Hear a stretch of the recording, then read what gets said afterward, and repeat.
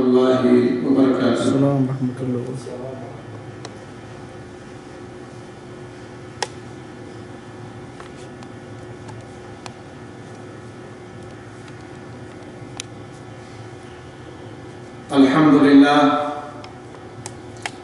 الحمد لله نحمده ونستعينه ونستغفره ونؤمن به ونتوكل عليه ونعوذ بالله من شرور أنفسنا ومن سيئات أعمالنا من يهده الله فلا مضل له ومن يضلل فلا هادي له وأشهد أن لا إله إلا الله وأشهد أن محمدا عبده ورسوله أرسله بالحق بشيرا ونذيرا. أما بعد فإن خير الحديث كتاب الله وخير الهدي هدي محمد صلى الله عليه وسلم وشر الأمور محدثاتها وكل محدثة بدعة وكل بدعة ضلالة وكل ضلالة في النار.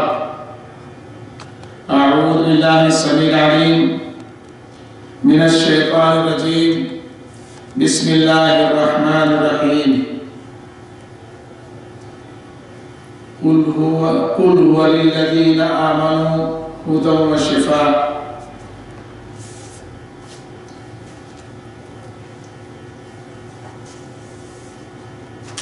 وعن أبي أمامة رضي الله تعالى عنه قال: سمعت رسول الله صلى الله عليه وسلم يقول: اقرأوا القرآن فإنه يأتي يوم القيامة شفيعا لأصحابه.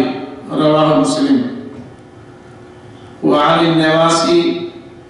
النواس بن سمعان رضي الله تعالى عنه قال: سمعت رسول الله صلى الله عليه وسلم يقول: يؤتى يوم القيامة بالقرآن وأهله الذين كانوا يعملون به في الدنيا تكتبه سورة البقرة وآل عمران تحاجان عن سائرهما. رواه مسلم. وعن عثمان بن عفان رضي الله تعالى عنه قال: قال رسول الله صلى الله عليه وسلم: خيركم من تعلم القرآن وعلمه.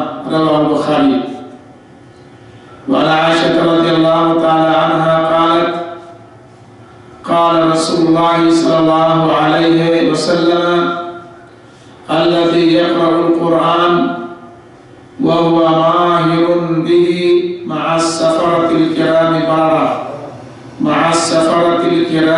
البارة والذي يقرأ القرآن ويتتعتع فيه وهو عليه شاق له أجران. متفق عليه. وعن أبي موسى الأشعري رضي الله تعالى عنه قال رسول الله صلى الله عليه وسلم: مثل المؤمن الذي يقرأ القرآن مثل الأترجة ريحها طيب وطعمها طيب. ومثل المؤمن الذي لا يقرأ القرآن كمثل التمرة لا ريح لها وطعمها حلو. ومثل المنافق الذي يقرأ القرآن كمثل الريحانة ريحها طيب وطعمها مر.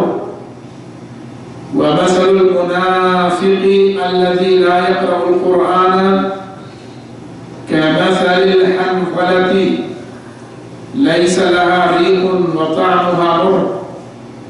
متفق عليه. وعن عمر بن الخطاب رضي الله تعالى عنه أن النبي صلى الله عليه وسلم قال: لا يرفع بهذا إن الله يرفع بهذا الكتاب أقواما ويدع به آخرين. أن النبي صلى الله عليه وسلم قال إن الله يرفع بهذا الكتاب أقواما ويدعو به آخرين. رواه مسلم.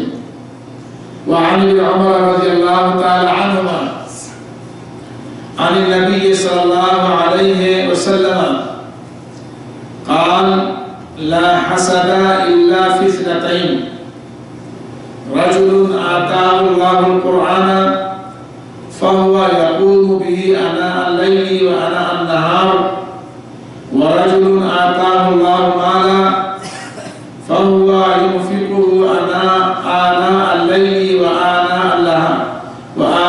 النهار. متفق عليه. وعن ابن مسعود رضي الله تعالى عنه قال قال رسول الله صلى الله عليه وسلم من قرأ حرفا من كتاب الله فله حسنة، والحسنة بعشر أمثالها.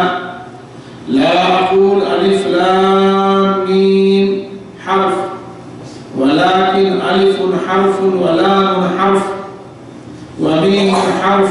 رواه الترمذي وقال حديث حسن صحيح. وعن عبد الله بن عمرو بن العاص رضي الله تعالى عنهما عن النبي صلى الله عليه وسلم قال يقال لصاحب القرآن اقرأ وارتقي ورتل كما كنت ترتل في الدنيا، فإن منزلتك عند آخر آية تقرأها. رواه أبو داود والترمذي وقال حسن صحیح. ہر طرح کی تعریف بڑائی اور بزرگی اللہ رب العالمین کے لیے ہے جس نے ہمیں ایک ایسی کتاب مرحمت فرمائی ہے کہ اگر اس پر عمل کر لیا جائے تو دنیا اور آخرت میں کامیاب ہوا جا سکتا ہے. 12 واقعہ انداز تاجدار مدنی احمد مصطفیٰ حضرت محمد مصطفیٰ صلی اللہ علیہ وسلم پر انگیت لکھوکھا درد و سلام نازل ہوں، جن کے اوپر یہ آخری کتاب نازل ہوئی. اللہم صلی علی محمد وعلی آل محمد كما صليت على إبراهيم وعلى آل إبراهيم إنك حميد مجيد. اللهم بارك على محمد وعلى آل محمد كما باركت على إبراهيم وعلى آل إبراهيم إنك حميد مجيد. اللہ عز و جل نے اپنے نبی حضرت محمد مصطفیٰ صلی اللہ علیہ وسلم پر قرآن کریم کو نازل فرمایا. وہ سارا ہی اہل ایمان کے لیے سراپا رحمت، پیکر ہدایت اور مجسم شفا. مزید برآں اللہ کریم نے بعض صورتوں اور آیات کو دوسری صورتوں اور آیات پر فوقیت عطا فرمائی. ہمارے نبی جناب محمد رسول اللہ صلی اللہ علیہ وسلم نے ایسی صورتوں اور آیات کے مخصوص فوائد اور برکات سے امت کو آگاہ فرمایا. یہ قرآن مجید یہ وہ کتاب ہے کہ جس کے بارے میں اللہ رب العالمین نے سورہ فصلت آیت نمبر 44 میں ارشاد فرمایا ہے قُلْ هُوَ لِلَّذِينَ آمَنُوا هُدًى وَشِفَاءً. اے نبی صلی اللہ علیہ وسلم آپ فرما دیجئے، آپ کہہ دیجئے لوگوں سے وہ قرآن کریم اہل ایمان کے لیے باعث ہدایت اور شفا ہے۔ اس قرآن مجید کے ذریعے سے مومن لوگ، ایمان والے مسلمان ہدایت پا سکتے ہیں، اللہ رب العالمین تک پہنچ سکتے ہیں، اللہ رب العالمین کی اطاعت و فرما برداری کر کے وہ اللہ رب العالمین کی نعمت بھری جنت کے مستحق بن سکتے ہیں۔ اسی طرح سے یہ قرآن مجید ہر طرح سے شفا ہے، چاہے روحانی کوئی بیماری ہو یا جسمانی کوئی بیماری ہو، ان تمام بیماریوں کے لیے یہ قرآن مجید سراپا شفا ہے۔ لہذا ہم مسلمانوں کو چاہیے کہ اللہ رب العالمین کی اس آخری کتاب سے اپنے رشتے کو استوار کریں اور زیادہ سے زیادہ اسے تلاوت کرنے کی ہم کوشش کریں۔ ترمذی شریف میں ہے، حضرت عبداللہ بن مسعود رضی اللہ تعالیٰ عنہ بیان کرتے ہیں کہ رسول اللہ صلی اللہ علیہ وسلم نے فرمایا، من قرأ حرف من کتاب اللہ فلہ بہ حسنہ والحسنۃ بعشر امثالها لا اقول الف لام میم حرف ولكن الف حرف ولام حرف ومیم حرف۔ رواہ ترمذی شریف کی حدیث ہے، نبی کریم صلی اللہ علیہ وسلم نے ارشاد فرمایا کہ جس شخص نے اللہ تعالیٰ کی کتاب کا ایک حرف پڑھا، اس کے لیے اس کے بدلے میں ایک نیکی ہے، اور ایک نیکی کے صلے میں اس ایسی 10 ہیں۔ میں یہ نہیں کہتا کہ الف لام میم یہ ایک حرف ہے، بلکہ الف ایک حرف ہے، لام دوسرا اور میم تیسرا حرف ہے۔ یہ حدیث پاک ہمیں صاف طور سے بتاتی ہے کہ اگر کوئی بندہ اس آخری کتاب قرآن مجید سے ایک حرف پڑھتا ہے تو اللہ رب العالمین 1 سے لے کر کے 10 نیکیاں اس کو عنایت فرماتے ہیں۔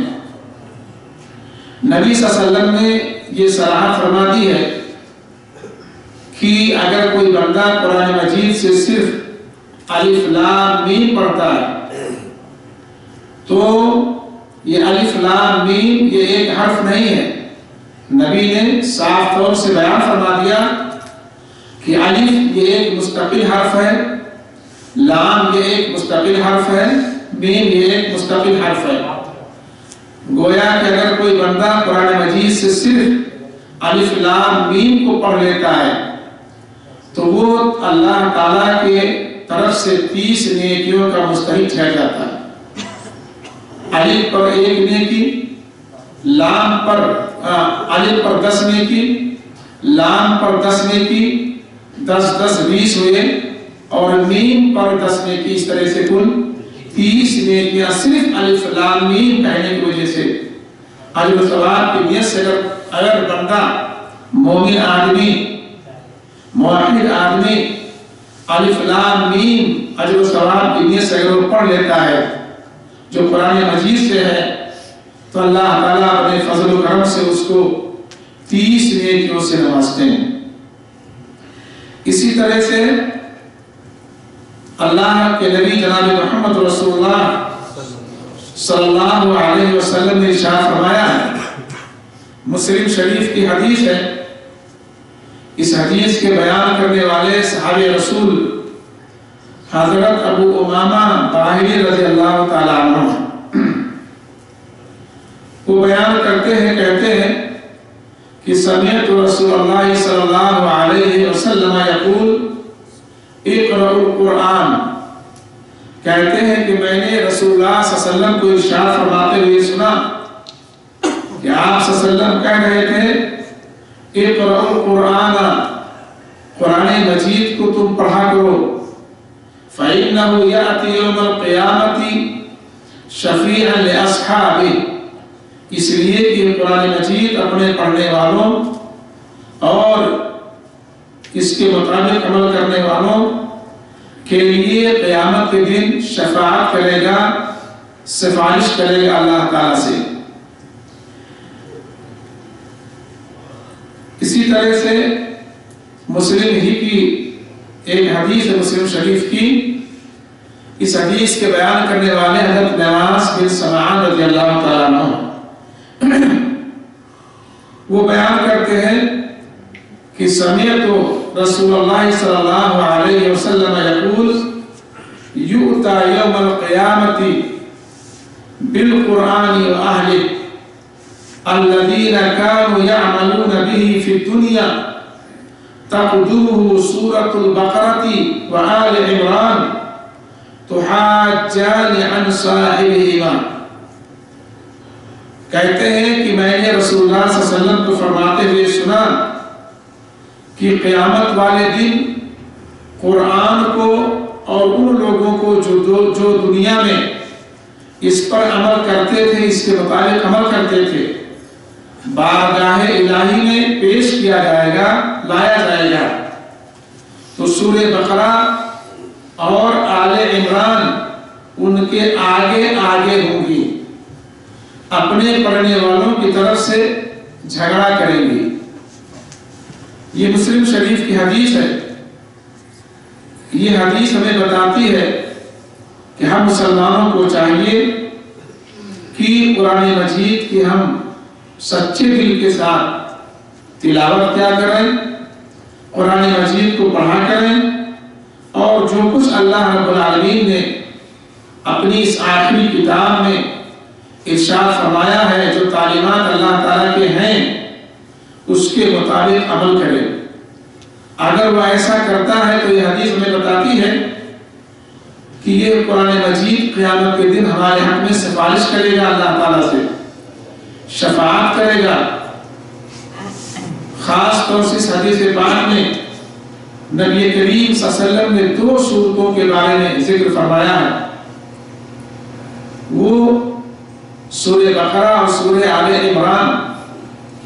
یہ 2 صورتیں اللہ رب العالمین سے جھگڑیں گی، اللہ رب العالمین کے سامنے حجت پیش کریں گی کہ اے میرے رب، تیرا یہ وہ بندہ ہے جو مجھے پڑھا کرتا تھا اور اس پر اس کے مطابق عمل کرتا تھا، اے اللہ تو اس کو بخش دے، اس پر رحم فرما اور اس کو معاف کر دے، جہنم سے اس کو بچا لے اور اپنی نعمت بھری جنت میں اس کا داخلہ فرما دے۔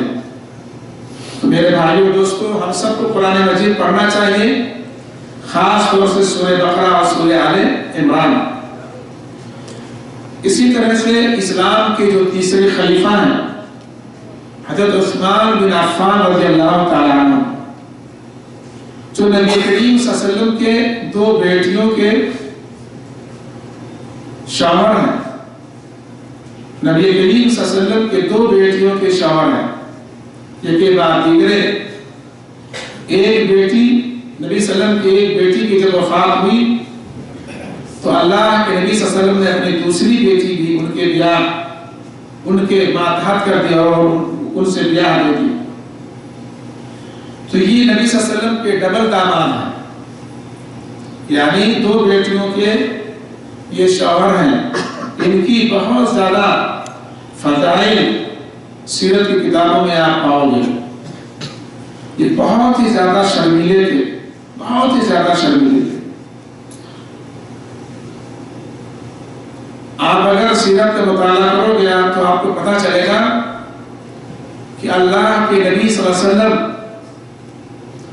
ایک باغیچے میں کھجور کے باغ میں آپ صلی اللہ علیہ وسلم تشریف فرما تھے، کنواں تھا، اس کنویں پہ جو لکڑی رکھی ہوئی تھی اس پر آپ صلی اللہ علیہ وسلم اپنے دونوں ٹانگوں کو پھیلا کر کے آپ صلی اللہ علیہ وسلم نیچے کنویں کی طرف لٹکا کر کے آپ صلی اللہ علیہ وسلم بیٹھے ہوئے تھے.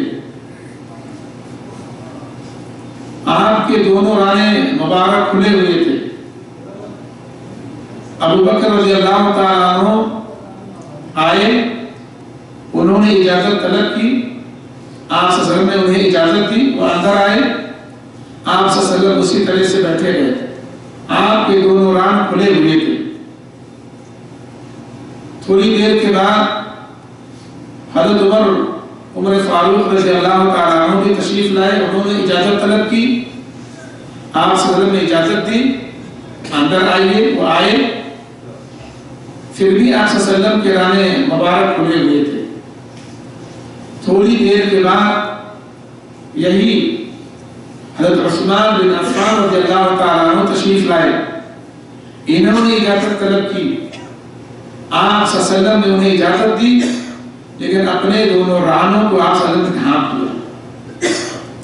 اپنے دونوں رانوں کو آپ صلی اللہ علیہ وسلم نے ڈھانپ لیا. غالباً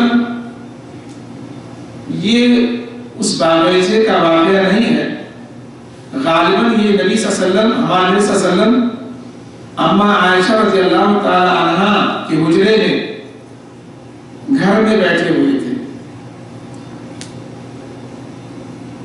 جب آپ صلی اللہ علیہ وسلم نے اپنے ران کو ڈھانپ لیا، اما عائشہ رضی اللہ تعالی عنہا نے کہا کہ اے اللہ کے رسول صلی اللہ علیہ وسلم، ہمارے باپ آئے، آپ اپنے ران کو کھولے ہوئے رہے. عمر فاروق رضی اللہ تعالیٰ عنہ آئے، آپ کے دونوں رانے مبارک کھلے ہوئے رہے. اور عثمان آئے، آپ نے اپنے دونوں رانوں کو ڈھانپ لیا. کیا وجہ ہے؟ آپ نے فرمایا کہ میں اس سے کیوں شرم نہ کروں جس سے اللہ کے فرشتے شرماتے ہیں. اس سے میں حیا اور شرم کیوں نہ کروں جو حیا اور شرم کا پیکر ہے، جس سے اللہ کے فرشتے شرماتے ہیں. اس لیے میں نے اپنے دونوں ران کو مناسب نہیں سمجھا کہ عثمان غنی رضی اللہ تعالیٰ عنہ کے سامنے کھول کر کے رکھوں. تو یہی عثمان غنی رضی اللہ تعالیٰ عنہ ہیں، بیان کرتے ہیں. اور ان کے بارے میں آپ لوگوں نے جانا ہوگا کہ ان کو مظلومانہ طور پر شہید کیا گیا. بلوائیوں نے ان کے گھر کا محاصرہ کر لیا اور کئی دن تک ان کے گھر کا وہ محاصرہ کیے رکھے. پانی پینے کے لیے بھی، پانی کا جو راستہ تھا اس کو بھی ان لوگوں نے کاٹ دیا بلوائیوں نے. غالباً اما عائشہ رضی اللہ تعالی عنہ کو خبر ملی کہ عثمان غنی رضی اللہ تعالی عنہ کے پاس پینے کا پانی بھی نہیں ہے. وہ مشکیزہ لے کر کے چلی، اپنے اونٹنی پر غالباً سوار ہوئی اور مشکیزہ لے کر کے عثمان غنی رضی اللہ تعالی عنہ کے گھر کی طرف چلی کہ پانی انہیں ہم دے دیں گی اور وہ سیراب ہو جائیں گے. ظالموں نے اما عائشہ رضی اللہ تعالی عنہ کے مشکیزے میں تیر مارا اور اس طرح سے پورا پانی بہہ گیا. عثمان غنی رضی اللہ تعالی عنہ تک نہیں پہنچ سکا. کئی دن تک محاصرہ کیے رہے. عثمان غنی رضی اللہ تعالی عنہ نے کہا آپ لوگ مجھے پانی پینے سے روکتے ہو؟ کیا آپ لوگوں کو یاد ہے کہ جس کنویں سے آپ لوگ اس کو پانی لینے سے روکتے ہو اس کنویں کو میں نے ہی خریدا تھا. اللہ کے نبی صلی اللہ علیہ وسلم نے اس وقت فرمایا تھا جب یہ کنواں ایک یہودی کے قبضے میں تھا. ایک یہودی اس کنویں کا مالک تھا. مسلمانوں مومنوں کے لیے بڑی دقت اور پریشانی ہو رہی تھی. اس وقت اللہ کے نبی صلی اللہ علیہ وسلم نے آواز لگائی تھی کہ ہے کوئی جو اس کنویں کو خرید کر کے مسلمانوں کے لیے وقف کر دے. اس وقت میں نے اس کنویں کو خریدا تھا تاکہ مسلمانوں کو اس سے فائدہ ہو اور تم لوگ مجھ کو اس کنویں سے پانی لینے سے روک رہے ہو؟ انہوں نے ایک نہ سنی، آخرکار محاصرہ طویل ہوتا گیا۔ کچھ لوگ دیوار فنا کر کے عثمان غنی رضی اللہ تعالیٰ عنہ کے گھر میں گھس گئے۔ عثمان غنی رضی اللہ تعالیٰ عنہ اس وقت قرآن مجید کی تلاوت کر رہے تھے اور روزے سے تھے، چونکہ کھانے پینے کا کچھ نہیں تھا، وہ روزے سے تھے، قرآن مجید کا تلاوت کر رہے تھے اور سورہ بقرہ میں غالباً ہے فَسَيَكْفِيكُمُ اللَّهُ، اس طرح کی آیت ہے، اس کی تلاوت کر رہے تھے۔ ایک ظالم آیا اور عثمان غنی رضی اللہ تعالیٰ عنہ کے سر پر زوردار ایک ہتھوڑا مارا، لوہا مارا، جس سے خون کے فوارے اٹھے نکلے اور قرآن مجید پر پڑ گئے۔ جب عثمان غنی رضی اللہ تعالیٰ عنہ کی بیوی حضرت نائلہ رضی اللہ تعالیٰ عنہ نے یہ دیکھا کہ ہمارے شوہر نامدار کو قتل کرنے کی کوشش کی جا رہی ہے، وہ بھاگی ہوئی آئیں ان کو بچانے کے لیے، ظالموں نے ان کو بھی نہیں بخشا اور زوردار ایک تلوار ان لوگوں نے ان پر چلائی، ان کی انگلیاں کٹ کر کے الگ ہو گئیں۔ بہرحال اس طرح سے ظالموں نے حضرت عثمان غنی رضی اللہ تعالیٰ عنہ کو مار ڈالا، شہید کر دیا، وہ مر گئے، اللہ کے پیارے ہو گئے۔ صرف اسی پر انہوں نے اکتفا نہیں کیا، بلکہ ان کی لاش پر وہ ناچ رہے تھے، کود رہے تھے اور خوشیاں منا رہے تھے۔ بہرحال یہی عثمان غنی رضی اللہ تعالیٰ عنہ ہیں جو اس حدیث کے بیان کرنے والے ہیں، جنہوں نے نبی کریم صلی اللہ علیہ وسلم کے زبانی اس حدیث کو سنی ہے۔ کہتے ہیں کہ قال رسول اللہ صلی اللہ علیہ وسلم خیرکم من تعلم القرآن وعلمہ، بخاری شریف کی حدیث ہے۔ کہتے ہیں کہ رسول اللہ صلی اللہ علیہ وسلم فرمایا کہ تم میں سب سے بہتر وہ شخص ہے جو خود قرآن سیکھے اور اسے دوسروں کو سکھائے۔ خیرکم من تعلم القرآن وعلمہ، خیرکم من تعلم القرآن وعلمہ، نبی نے فرمایا کہ تم میں سب سے بہتر وہ شخص ہے جو قرآن کو خود سیکھتا ہے، پھر سیکھ کر کے دوسروں کو بتاتا ہے، سکھاتا ہے۔ یہ حدیث بخاری شریف کی ہے۔ میرے بھائیوں دوستوں، اس حدیث سے ہمیں یہ بات معلوم ہوتی ہے کہ ہمیں اگر قرآن کا پڑھنا نہیں آتا ہے، اگر ہم قرآن کو نہیں پڑھ سکتے ہیں، تو ہمیں چاہیے کہ قرآن کو سیکھیں، اور جب اللہ رب العالمین ہمیں سکھا دے، ہم جب اس کو سیکھ لیں، اپنے ان بھائیوں کو ہم قرآن مجید کو سکھائیں جو پڑھنا نہیں جانتے ہیں۔ اگر آپ نے ہم نے ایسا کیا تو نبی کریم صلی اللہ علیہ وسلم کے فرمان کے مطابق ہم تمام لوگوں میں سب سے بہتر اور اچھے ہو جائیں گے انشاءاللہ۔ اسی طرح سے متفق علیہ حدیث ہے،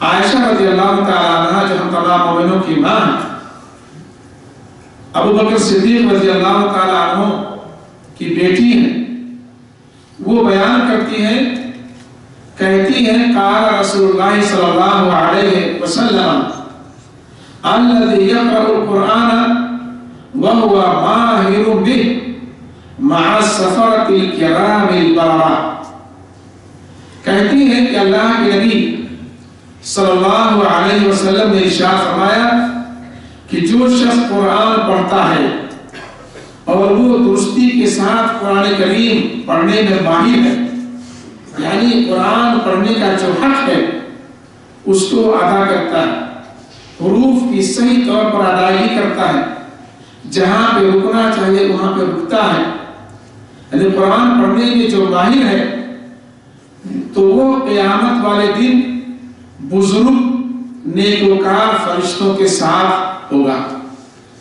وہ قیامت کے دن बुजुर्ग नेकोकार फरिश्तों के साथ होगा। तमाम फरिश्ते नेक हैं, कोई भी फरिश्ते बद नहीं, सारे के सारे फरिश्ते ला यासून अल्लाह मा अमरहुम व यफअलून मा युमरून। कुरान मजीद में अल्लाह ताला ने अपने फरिश्तों के बारे में फरमाया कि ये मेरे फरिश्ते ऐसे हैं जो कभी भी मेरे हुक्म की नाफरमानी नहीं करते। जो कुछ इन्हें हुक्म दिया जाता है वो उसके मुताबिक उसको फौरन वो बजा लाते हैं, फौरन वो बजा लाते हैं। जिस फरिश्ते की जो ड्यूटी अल्लाह रब्बुल आलमीन ने लगा रखी है वो अपने ड्यूटी को निहायत तुंदरी के साथ, निहायत अमानतदारी के साथ अदा करते हैं। तो तमाम के तमाम फरिश्ते नेक हैं। गोया कि अल्लाह के नबी सल्लल्लाहु अलैहि वसल्लम ये बयान करना चाहते हैं कि जो कुरान मजीद के हाफिज हैं, कुरान मजीद के कारी हैं, कुरान मजीद के को अच्छी तरह से पढ़ते हैं, ऐसे लोग क़यामत के दिन इन बुजुर्ग फरिश्तों के साथ में होंगे। इसी तरह से हमारे आका जनाब मोहम्मद रसूलुल्लाह सल्लल्लाहु अलैहि वसल्लम ने मज़ीद फरमाया, वल्लज़ी यक़रअुल कुरान व यततअतअु फ़ीहि व हुवा अलैहि शाक़्क़ुन लहू अजरान। कहते अल्लाह के नबी ने फरमाया कि जो कुरान मजीद को अटक अटक कर पढ़ता है, उसके ज़बान में तुतलाहट है, ज़बान उसकी साफ नहीं है, सही तो पूरी कोशिश के बावजूद पढ़ नहीं पा रहा है, लेकिन पढ़ता है। हमारे आका से फरमाते हैं कि जो कुरान अटक अटक कर पढ़ता है और उसके पढ़ने में उसे मुशक्कत होती है, परेशानी होती है, उसके लिए दुगना अजर है। सुभान अल्लाह, उसके लिए दुगना अजर है। ये हदीस मुत्तफक़ अलैह है। बुखारी शरीफ में आप पाएंगे और मुस्लिम शरीफ में भी ये हदीस आप पाएंगे। हाय मेरे वो भाई जो कुरान मजीद को सही तौर पर पढ़ नहीं पाते हो, कोशिश करने के बावजूद भी आपसे गलती हो जाती है, अटक अटक कर आप पढ़ते हो, ज़ुबान हमारी और आपकी साफ नहीं है, तो इससे हम तंग दिल ना हो। कुरान की तिलावत को हरगिज़ ना छोड़ें। कुरान मजीद को पढ़ें, जिस भी तरह से पढ़ सकते हैं कोशिश करें, पूरी कोशिश करें कि कुरान मजीद को हम सही तौर पर पढ़ सकें।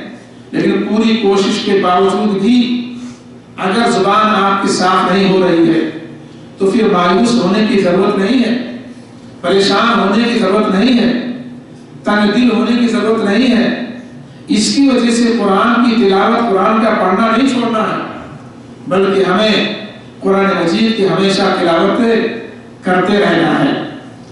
आपके लिए अल्लाह के रसूल ने बशारत दी है कि आपको अल्लाह ताला दुगना अजर देंगे, आपको अल्लाह ताला दुगना अजर देंगे। क्या मतलब? आप यूं समझ लीजिए कि जैसे आपने कहा अलिफ लाम मीम और आप अटक अटक करके पढ़ रहे हैं, पढ़ नहीं पा रहे हैं, मुश्किल है आपके लिए, तो मैंने बताया था कि अलिफ पर कितनी नेकी? 10 नेकी। तो आप पूरी कोशिश करने के बावजूद अलिफ लाम मीम आप कह रहे हैं, लेकिन फिर भी आपका ज़ुबान चल नहीं रही, आपकी ज़ुबान चल नहीं रही है, तो लेकिन इसके बावजूद आप नहीं छोड़ रहे, पढ़ रहे हैं, गोया कि आपको 20 नेकी मिलेगी। इसी तरह से लाम आप पढ़ रहे हैं, उसमें अटक रहे हैं, आपकी ज़ुबान से अदा नहीं हो रहा, आपको यहाँ पर भी 20 नेकी मिल गई। इसी तरह से मीम को आप अदा नहीं कर पा रहे हैं, अटक रहे हैं, इस मीम पर भी आपको 20 नेकी मिल गई। अलिफ लाम मीम आपने बहुत मुशक्कत और परेशानी के साथ आपने पढ़ी है, तो आपको कितनी नेकियां मिल गई? 20 क्या है?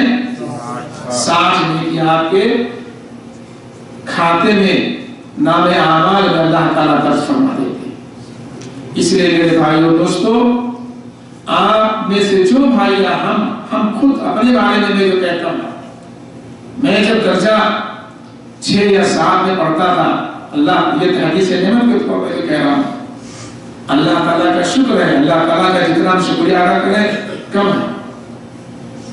میں غالباً درجہ 6 میں تھا، 6 کلاس میں تھا، فارسی کی ایک کتاب میں پڑھتا تھا اور اسی زبانی جس کو آمد نامہ بولتے ہیں، فارسی کی کتاب ہے، گردان کی ہے، وہ اس کو آمد نامہ بولتے ہیں۔ میں اپنے جب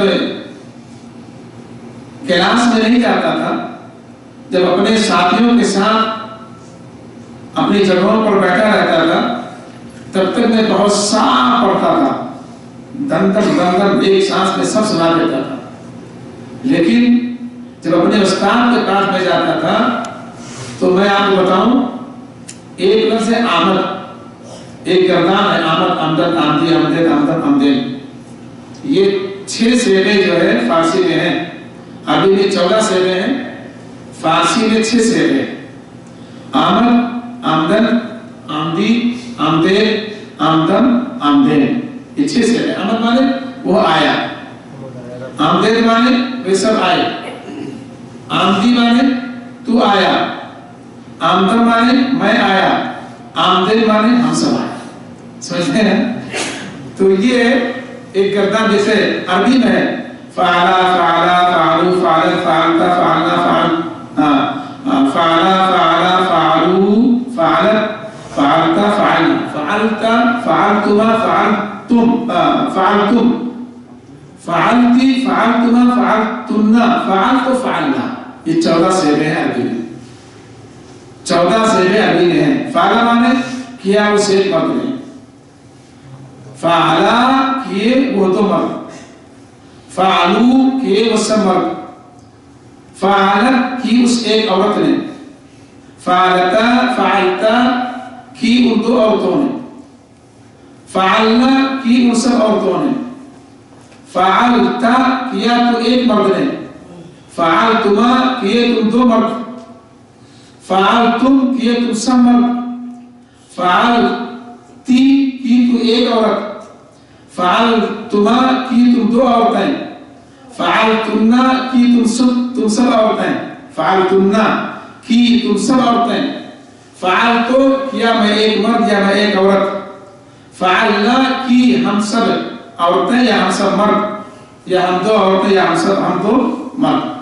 تو یہ کچھ 14 صیغے جو ہے عربی کے ہیں۔ اسی طرح سے 6 صیغے فارسی کے ہیں، جیسا کہ میں نے آپ کو بتایا، آمد، آمدن، آمدی، آمدن۔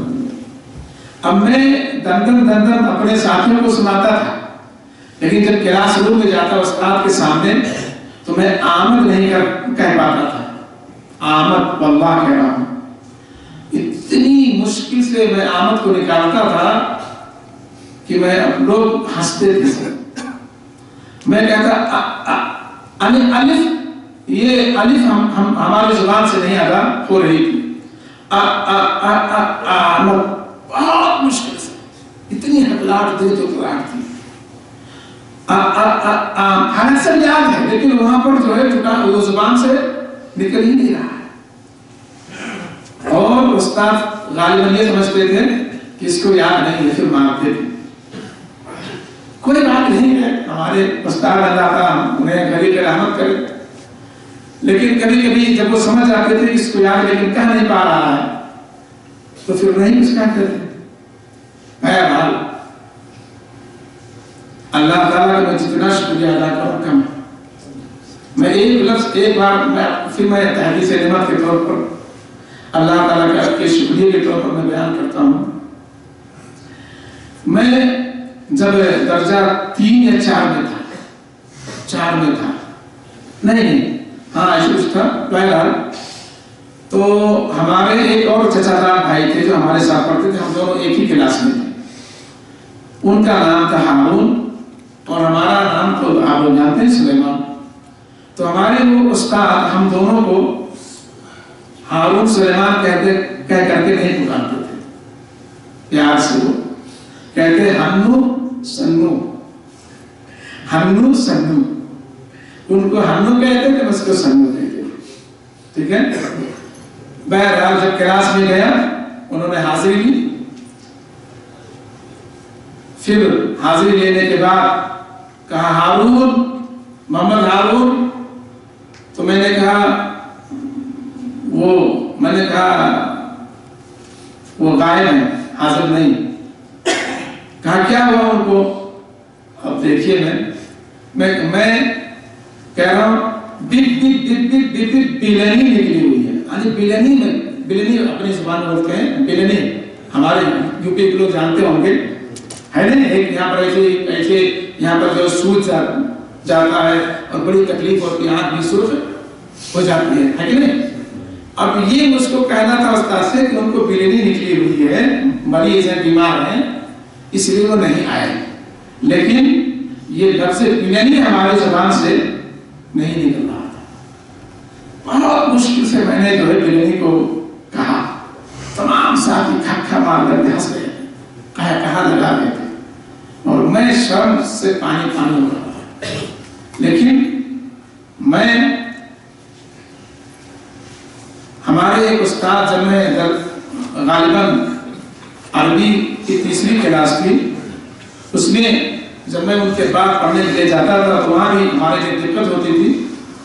کچھ تھوڑی زبان ہمارے ساتھ صاف ہوتی گئی. میں نے کوشش کیا تو ہمارے استاد نے کہا قرآن مجید کو بلند آواز سے پڑھو. آپ جب قرآن پڑھو تو بلند آواز سے پڑھو، زبان آپ کی صاف ہو جائے گی.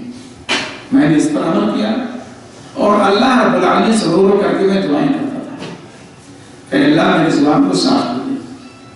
الحمدللہ آج میں آپ کے سامنے ہوں. ابھی بھی ہے، میں بہت سوال کر بولتا ہوں، لیکن الحمدللہ کچھ نہیں ہے پہلے کے مقابلے میں. تو میرے بھائیو دوستو، اللہ کے نبی صلی اللہ علیہ وسلم فرماتے ہیں کہ جو بندہ قرآن مجید کو اٹک کر پڑھتا ہے، پوری کوشش کے باوجود اگر وہ اس کو نہیں پڑھ پاتا ہے، تو ہمارے آقا صلی اللہ علیہ وسلم نے فرمایا کہ اے اٹکنے والے، تمہیں نراش ہونے کی ضرورت نہیں ہے. دیکھنا اس کی وجہ سے قرآن کی تلاوت کو نہ چھوڑ دینا کہ میں پڑھ ہی نہیں پا رہا ہوں، کیا پڑھوں. نہیں، لگے رہو، اللہ تعالیٰ تمہیں ڈبل اجر دے گا. اللہ تعالیٰ تمہیں ڈبل اجر دے گا. تو میرے بھائیو دوستو، یہ آخری کتاب ہے، اس سے دنیا اور آخرت میں کامیاب ہوا جا سکتا ہے. دنیا اور آخرت میں کامیاب ہوا جا سکتا ہے. ہر طرح کی بیماری اس کے ذریعے سے دور کی جا سکتی ہے.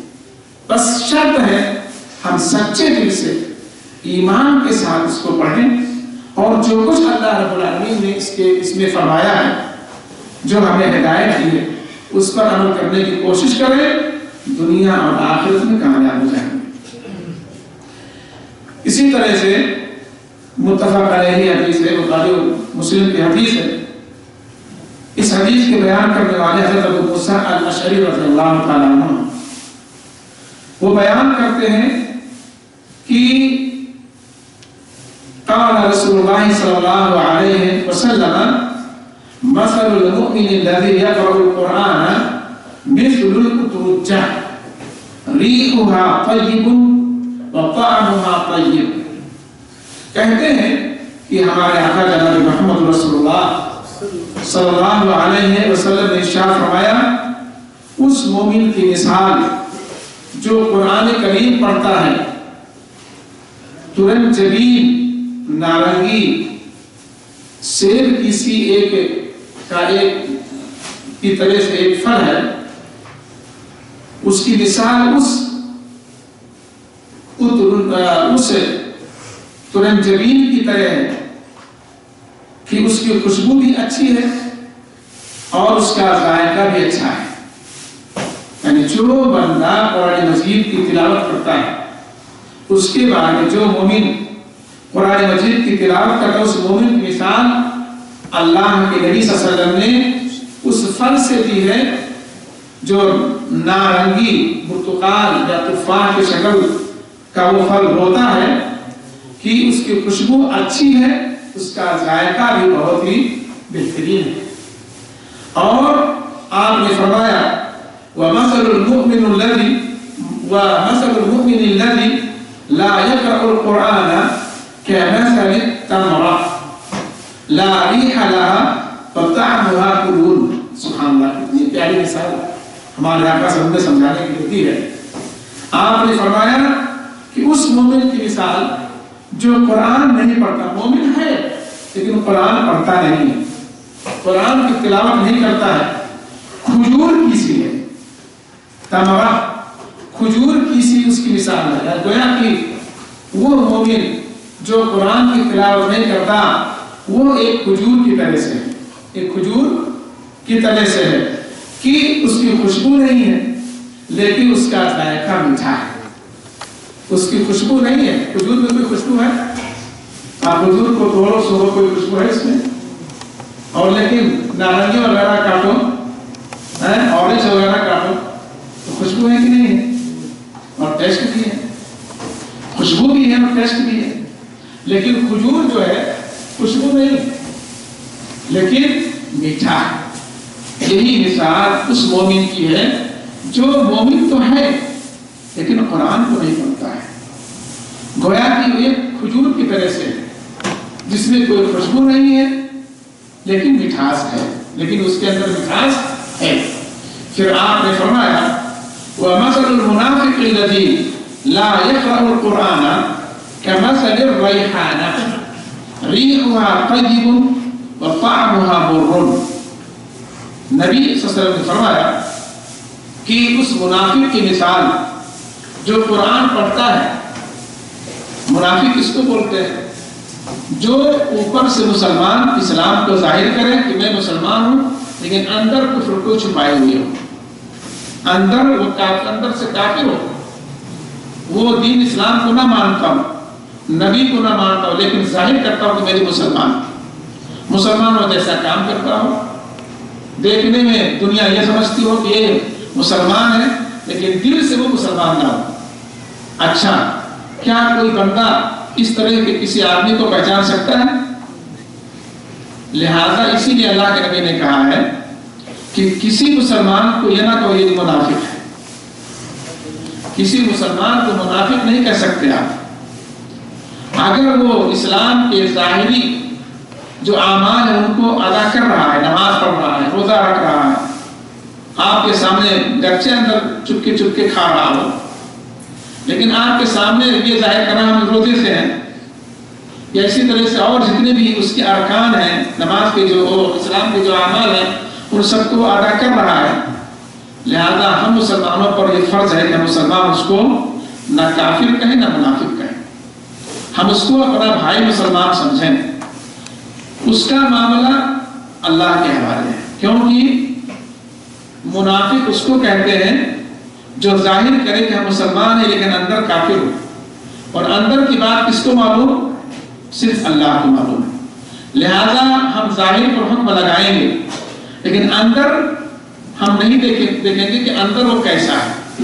وہ جانے اور اللہ جانے، وہ جیسا ہوگا ویسا اللہ تعالیٰ اس کو جزا سزا قیامت کے دن دیں گے یا اسی دنیا کے اندر دیں گے. تو اللہ کے نبی نے فرمایا کہ منافق کی مثال جو قرآن پڑھتا، منافق بھی قرآن پڑھتے ہیں نا، وہی ظاہری جو اعمال میں نے بتایا، اس منافق کی مثال جو قرآن پڑھتا ہے خوشبودار پودے جیسے نازبو یاسمین وغیرہ کی طرح سے ہے. خوشبو گلاب آپ نے لے لو، گلاب کا پودا، یاسمین وغیرہ اس کا پودا. تو اس منافق کی مثال جو قرآن پڑھتا ہے لیکن ہے منافق، جو قرآن کو پڑھتا ہے وہ خوشبودار پودے کی طرح ہے جس کی خوشبو اچھی ہے اور اس کا ذائقہ تلخ ہے. خوشبو تو اچھی ہے، یاسمین کا پھول لو یا اسی طرح سے اس کی کوئی ٹہنی آپ اس کے درخت پہ آپ توڑو، پھول اس پہ لگے ہوئے ہیں، اس کی خوشبو آ رہی ہے، لیکن جب آپ منہ کو لگاؤ گے تو کڑوا ہے، کسیلا ہے کہ نہیں؟ یہی حالت اللہ کے نبی نے فرمائی کہ یہی مثال جو منافق کی ہے جو قرآن کو پڑھتا ہے کہ ایک خوشبودار پودے کی طرح سے خوشبو اس کے اندر سے آ رہی ہے، لیکن حقیقت میں چونکہ وہ منافق ہے اس لیے اس کا ذائقہ اور ٹیسٹ جو ہے کسیلا ہے کڑوا ہے، اچھا نہیں۔ اور آپ نے فرمایا وَمَثَلُ الْمُنَافِقِ الَّذِي لَا يَقْرَأُ الْقُرْآنَ كَمَثَلِ الْحَنْظَلَةِ لَيْسَ لَهَا رِيحٌ وَطَعْمُهَا مُرٌّ۔ آپ نے فرمایا اس منافق کی مثال جو قرآن نہیں پڑھتا، منافق بھی ہے قرآن نہیں پڑھتا ہے، منافق ہے قرآن نہیں پڑھتا، اندرائی کی طرح ہے، حنظلہ اندرائی ایک درخت ہے، اندرائی کی طرح ہے جس میں نہ تو کوئی خوشبو ہے اور نہ اس کا ذائقہ تلخ ہے، خوشبو بھی نہیں ہے اس کے اندر اور اس کا ذائقہ تلخ ہے، کڑوا ہے، منہ کو لگاؤ تو ادھر ادھر آپ اپنے منہ کو آگے کرو۔ تو اس منافق کی مثال اس طرح سے آپ نے فرمایا کہ اس منافق کی مثال جو قرآن نہیں پڑھتا اندرائی کی طرح ہے جس میں خوشبو نہیں اور اس کا ذائقہ کڑوا ہے۔ یہ حدیث بخاری شریف ہے۔ اس لیے میرے بھائیو دوستو، ہم اگر مومن ہیں، مسلمان ہیں، سچے دل کے ساتھ قرآن مجید کی ہم ہمیشہ تلاوت کرتے ہیں، ڈیلی کم سے کم 10 آیت ہم ڈیلی پڑھ جائیں، کم سے کم 10 آیت ہم ڈیلی۔ میں نے کبھی بیان کیا ہے کہ جو بندہ قرآن مجید کی تلاوت نہیں کرتا، قرآن مجید کو نہیں پڑھتا، اللہ تعالیٰ اس کو غافلین میں لکھ دیتے ہیں، غافلین میں لکھ دیتے ہیں۔ اور جو قرآن مجید کی تلاوت کبھی نہیں کرتا، پڑھتا نہیں اور اس کے مطابق عمل کرنے کی کوشش نہیں کرتا، میں نے بیان کیا، مجھے یاد آ رہا ہے کہ سال پہلے یہاں پر مسجد کے اندر اس کو اس دنیا کی زندگی میں بھی سزا، برزخ یعنی مرنے کے بعد قبر میں بھی سزا اور آخرت میں بھی اس کو سزا ملے گی، یعنی دنیا کی زندگی میں بھی سزا ملے گی، مرے گا قبر میں جائے گا تبھی اس کو سزا اور آخرت میں تو اس کے لیے سزا ہے ہی۔ اس لیے میرے بھائیو دوستو، ہم قرآن مجید کو پڑھیں، اس کی تلاوت کریں اور جو کچھ اللہ تعالیٰ نے ہمیں حکم دیا ہے اس کے مطابق ہم عمل کرنے کی پوری کوشش کریں۔ یقین مانیے دنیا اور آخرت میں آپ کامیاب ہو جاؤں گے۔ اور اسی طرح سے ایک آخری حدیث میں پڑھ کر کے آج کے درس کو ختم کرتا ہوں۔ یہ ابو داؤد شریف کی حدیث ہے اور یہ حدیث ترمذی شریف میں بھی موجود ہے اور سند کے اعتبار سے امام ترمذی رحمۃ اللہ علیہ نے اس حدیث پر حکم لگایا ہے کہ حسن صحیح ہے، یعنی قابل حجت۔ اس حدیث کے بیان کرنے والے عبداللہ بن عمر بن العاص رضی اللہ تعالی عنہما ہیں۔ یہ عبداللہ بن عمر بن العاص کون ہے؟ کوئی جانتا ہے؟ میں نے بتایا، کوئی جانتے بھائی؟ کچھ ان کے بارے میں کوئی واقعہ مشہور ہے؟ عبداللہ بن عمر بن العاص، عمر بن العاص کون ہے؟ یہ فاتح مصر ہے، مصر کو انہوں نے فتح کیا تھا، مصر کو نظم کیا تھا، مصر کو انہوں نے فتح کیا تھا، فاتح مصر ہے۔ اور عمر بن خطاب رضی اللہ تعالیٰ عنہ کے زمانے میں یہ مصر کے گورنر تھے۔ مصر کے کیا تھے؟ یہ گورنر تھے، عمر بن العاص رضی اللہ تعالیٰ عنہ، یہ مصر کے گورنر تھے۔ یہ عبداللہ عمر بن العاص رضی اللہ تعالیٰ عنہ کے لڑکے ہیں۔ یہ ایک مشہور واقعہ ہے، آپ لوگوں میں سے کسی کو یاد آیا؟ نہیں آیا؟ آپ لوگ سنتے ہو اور بھول جاتے ہو، یاد کرنے کی کوشش کرو۔ مشہور واقعہ ہے، ایک مرتبہ گھوڑ دوڑ کا مقابلہ ہوا۔ آپ کچھ یاد آیا؟ ابھی نہیں آیا؟ گھوڑ دوڑ کا مقابلہ ہوا مصر کے اندر۔ عمر بن خطاب رضی اللہ، عمر بن العاص رضی اللہ تعالیٰ عنہ کے صاحبزادے لڑکے عبداللہ بھی اس میں شریک ہوئے، اس مقابلے میں ان کے بیٹے گورنر کے بیٹے عبداللہ بھی شریک ہوئے۔ مقابلہ شروع ہوا، لوگ اپنے اپنے گھوڑے سب دوڑا دیے۔ اب ایک آدمی تھا، عام آدمی مصر کا، وہ آدمی تھا اور عبداللہ بن عمر بن العاص رضی اللہ تعالیٰ عنہ تھے۔ عمر بن العاص رضی اللہ تعالیٰ عنہ جو گورنر تھے، ان کے لڑکے، یہ دونوں آگے نکلتے جا رہے تھے اور اتفاق سے عبداللہ کے سے آگے اس عام آدمی کا گھوڑا نکل گیا۔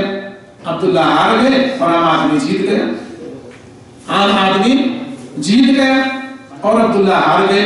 اب انہوں نے کھینچ کر کے اس کو ایک تھپڑ رسید کر دیا، کھینچ کر کے انہوں نے اس کو ایک تھپڑ رسید کر دیا، مار دیا۔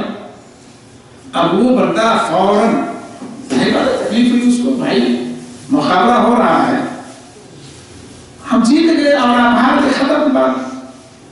اب اس کو غصہ ہے، وہ کہا، اس نے دل میں سوچا کہ یہ عمر بن خطاب رضی اللہ تعالیٰ عنہ کا دور ہے، یہ دور عمر بن خطاب رضی اللہ تعالیٰ عنہ، اس وقت جو خلیفہ ہیں اسلام کے وہ حضرت عمر بن خطاب رضی اللہ تعالیٰ عنہ ہیں، ان کے یہاں ظلم و زیادتی نہیں ہوا کرتی ہے، وہ عدل و انصاف کے پیکر ہیں۔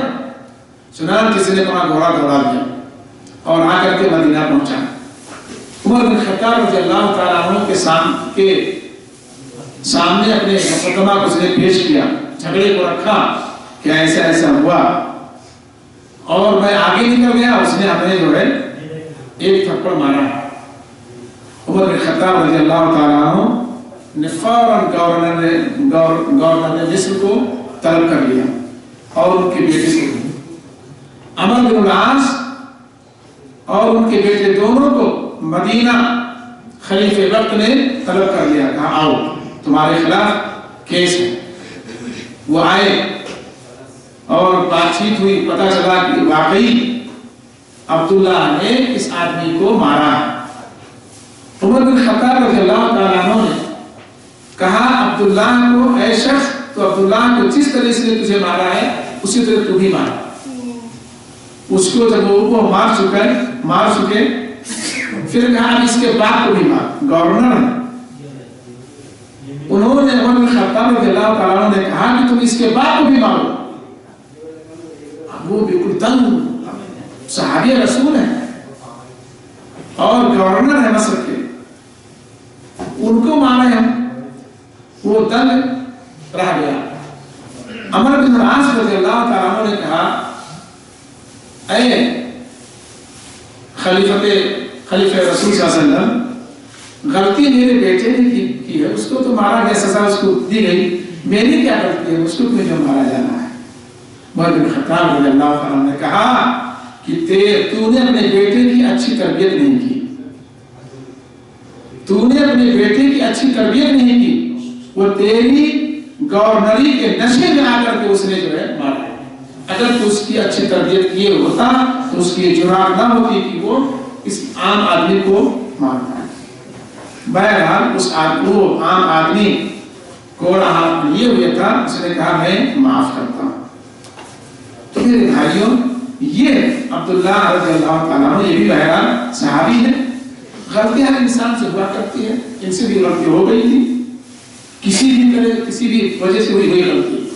تو یہی بیان کرتے ہیں کہ نبی صلی اللہ علیہ وسلم نے فرمایا کہ قیامت کے روز صاحب قرآن یعنی قرآن پڑھنے والے اور اسے زبانی یاد کرنے والے سے کہا جائے گا کہ قرآن پڑھتا جا اور جنت میں درجے چڑھتا جا، اور اس طرح اسی طرح ترتیب سے آہستہ آہستہ تلاوت کر جیسے کہ تو دنیا میں آہستہ ٹھہر کر کے ترتیب سے پڑھتا تھا، ایسے ہی تو پڑھتا جا اور جنت کے درجات پر بلند ہوتا جا۔